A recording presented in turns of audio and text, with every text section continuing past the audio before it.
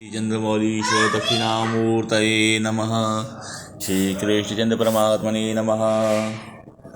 भगवान राक्षस कोसौ सात्यक कांचनमालिनी कथं दत्तवती धर्मं कथं वा तस्य सद्गतिः। सहस्रबाहु अर्जुन, जो कि बड़े धार्मिक और तत्ववेत्ता थे, पराक्रमी भी थे, दत्त महाराज भगवान नारायण के अवतार के परम भक्त थे, शिष्य भी थे। कार्तवीर्य सहस्रबाहु अर्जुन दत्तात्रेय भगवान से पूछते हैं, प्रभु आप हमको इस माघ के स्नान के बारे में और बताइए। कांचन मालिनी की आप कथा सुना रहे थे, ये कांचन मालिनी कौन थी और कैसे उसने एक राक्षस का उद्धार किया था माघ स्नान के पुण्य के प्रभाव से।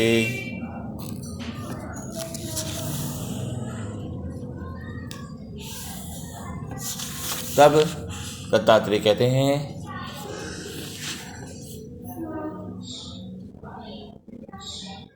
एक समय वह कांचन मालिनी तीर्थराज प्रयाग स्नान करके गीले वस्त्र से ही भगवान गौरी शंकर का दर्शन करने केदार और कैलाश की यात्रा कर रही थी।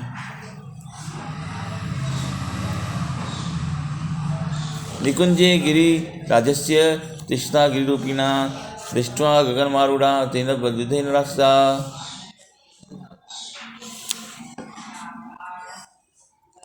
जब वह पराप्सरा श्रेष्ठ कांचन मालिनी स्नान करने के पश्चात एक दिन भगवान गौरीशंकर का दर्शन करने हेतु कैलाश पधारी, मार्ग में ही एक राक्षस मिला है उसको, जो उसको भक्षण करने की इच्छा से उसके पास आ रहा था, परंतु वो जमीन पे था और अप्सरा आकाश मार्ग से जा रही थी।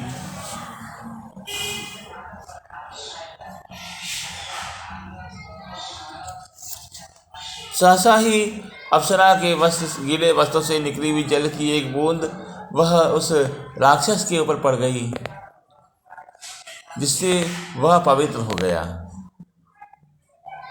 ये एक दृष्टांत कथा ही नहीं, एक मार्मिक विज्ञान है।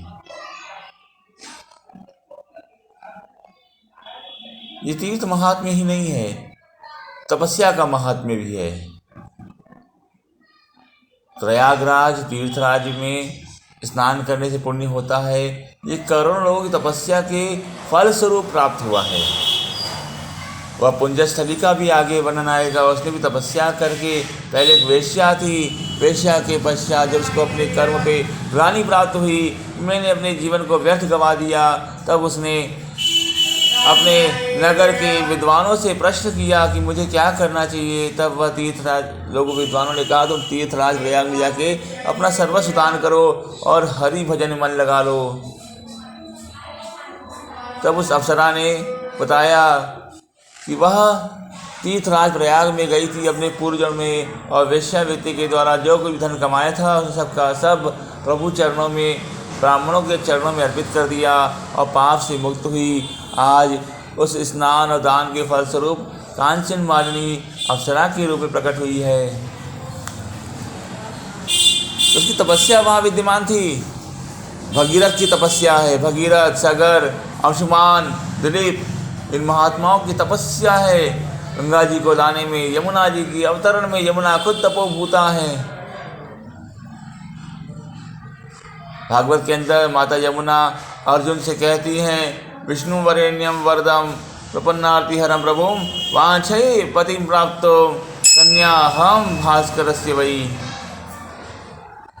मैं वरेण्य वरद भगवान विष्णु को पति के रूप में प्राप्त करना चाहती हूँ, जो यदु वंश में अवतीर्ण हुए हैं, श्री कृष्ण के नाम से विख्यात तुम्हारे सखा हैं। मैं उनको पति के रूप में प्राप्त करने के लिए तपारूढ़ हूँ। अतः यमुना स्वयं तपोभूता है, गंगा भी तपस्तार है, पापहारिणी जन्म तारिणी गंगा।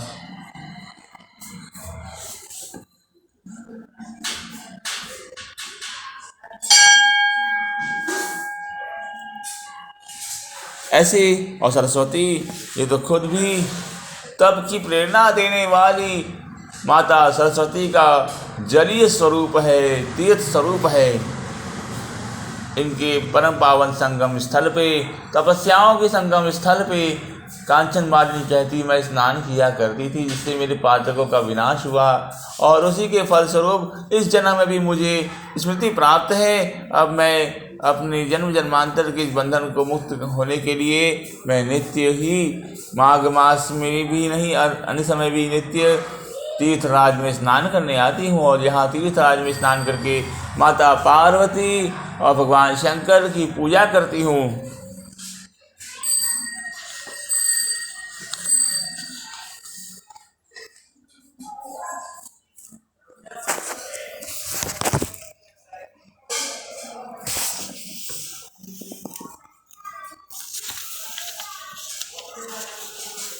तब वेश्या कहती है मैं तुमको अपने एक दिन के स्नान का पुण्य अर्पित करती हूँ, जिससे कि तुम इस पातक से मुक्त हो जाओ, क्योंकि यही परोपकार, यही परम धर्म है।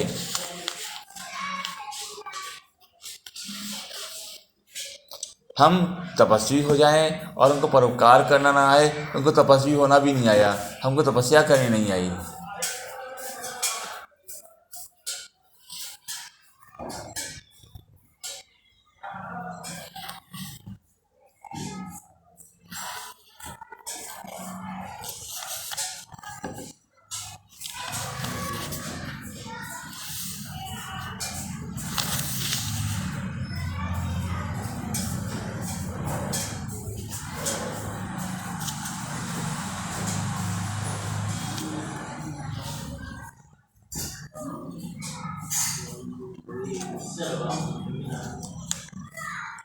अप्सरा कहती है देखो मैं एक इतिहास सुनाती हूँ। जनमानस बड़ा प्रसिद्ध है कि इंद्र ने अहल्या के साथ दुर्व्यभिचार किया था, जिसके फलस्वरूप इंद्र को सहस्रभग प्राप्त होने का शाप दे दिया था गौतम ऋषि ने, जिससे इंद्र के देह से दुर्गंध आया करती थी। तब इंद्र ग्लानि युक्त होकर के पुष्कर में जाके छिप गए थे, किसी से मिल नहीं रहे थे। एक समय सारे देवता त्रस्त हो गए, राक्षसों का आक्रमण बढ़ गया। बार बार राक्षस गण देवताओं पे आक्रमण करते और देव सेना परास्त होती जा रही थी। देवताओं ने निश्चय किया कि बिना इंद्र के तो हमारा संरक्षण हो नहीं सकता, इंद्र को खोजना पड़ेगा। देवगुरु बृहस्पति ने बताया कि इंद्र अपने पातक से छिपे हुए हैं,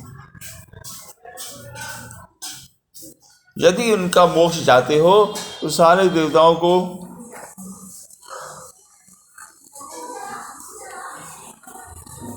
तीर्थराज प्रयाग में स्नान करके इंद्र को अपना पुण्य देना होगा और फिर इंद्र स्वयं उसमें स्नान करेंगे, तब वह अपने समस्त पातकों से मुक्त हो जाएंगे।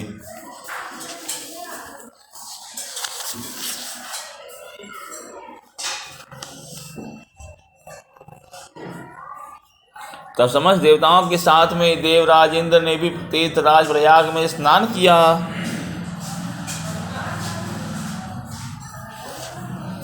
क्षीण पापस्य ते शक्रः मत्प्रसादेन सत्वरं सहस्रमेध योनीनां सहस्रं स्यात् दृशां तव तदैव द्विजवाक्येन शुचुवेच सचीपतिः याहि यायितमपि कल्याणी प्रयागं देव सेवितम्।